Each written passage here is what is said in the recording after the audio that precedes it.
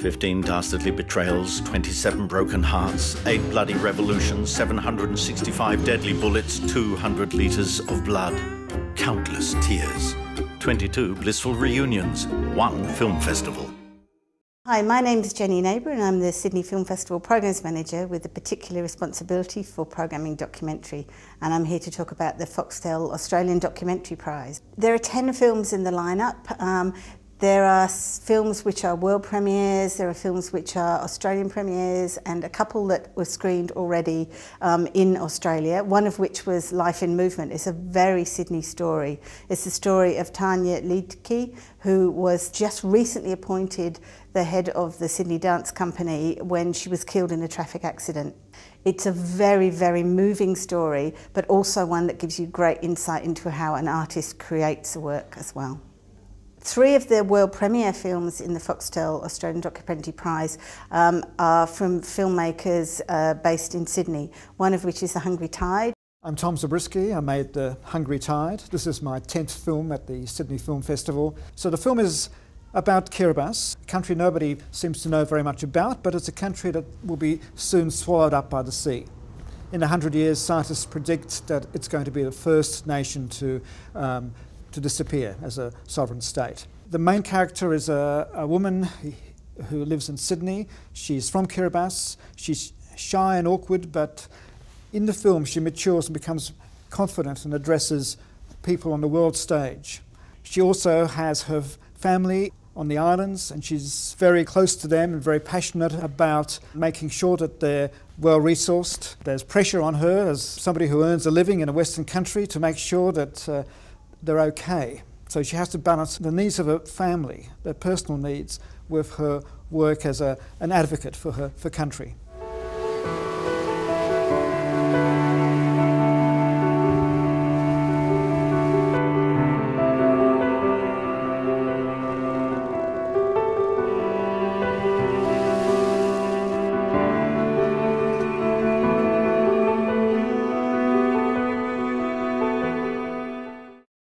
Another Sydney filmmaker is Catherine Scott, and Pat Fisk is the producer there.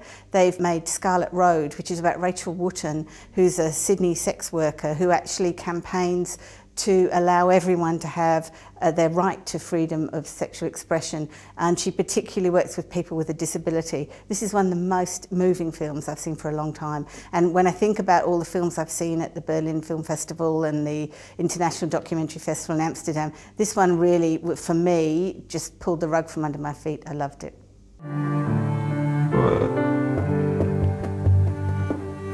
Tonight's really important.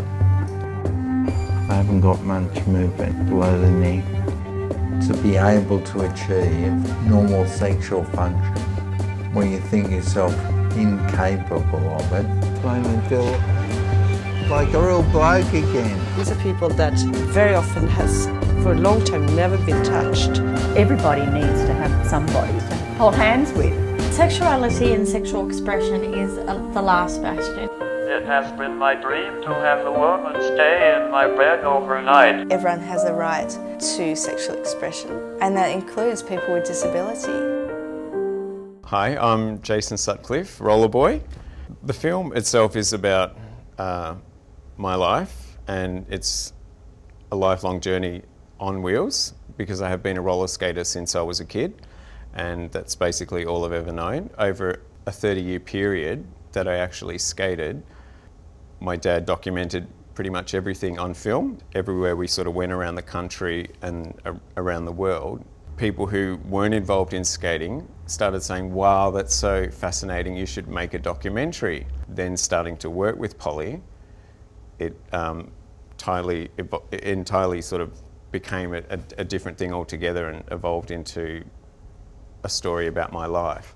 There's a lot of issues that come up, a few that were really difficult for me, especially because there were things that my parents didn't know about, and so through the film they've sort of come to know of some pretty awful things that happened to me when I was a kid. Reliving all those experiences while trying to sort of compose myself for the film and be a part of the film as well, it has been difficult. It's pretty mind-blowing going from sort of nothing, never made a film before, only ever knowing roller skating to sort of being on this international stage. Pretty amazing.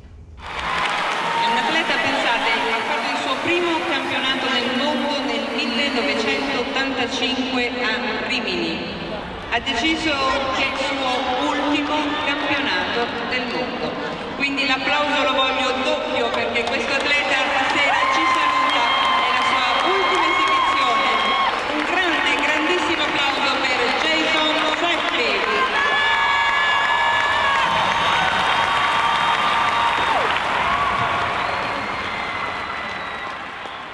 So one of the other world premieres in the documentary competition is I'm Not Dead Yet by Janine Hoskins, and this follows the wonderful Chad Morgan, who's known as the Sheik of Scrubby Creek, and he's got the donkey tooth grin, and it's just the best music doc and really follows this great character who's now in his late 70s.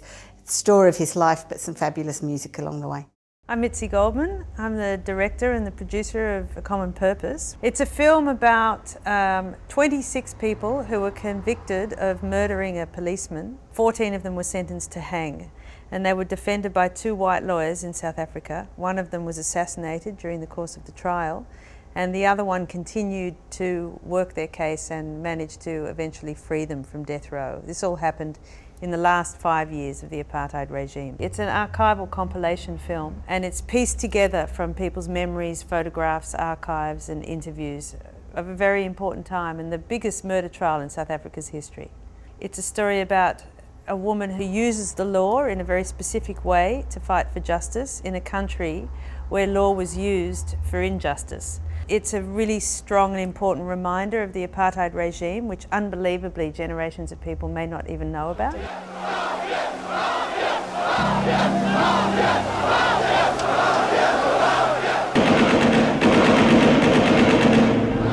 Andy Anton's been shot 9 times.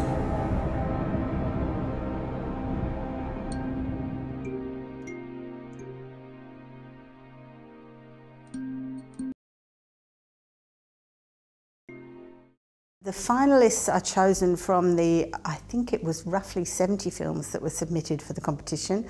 I watched them all in consultation with my colleagues. We boil it down to 10 films. Must admit it was a particularly hard choice this year because it was a really good lineup. And a jury of 3 will select one film to win the cash prize.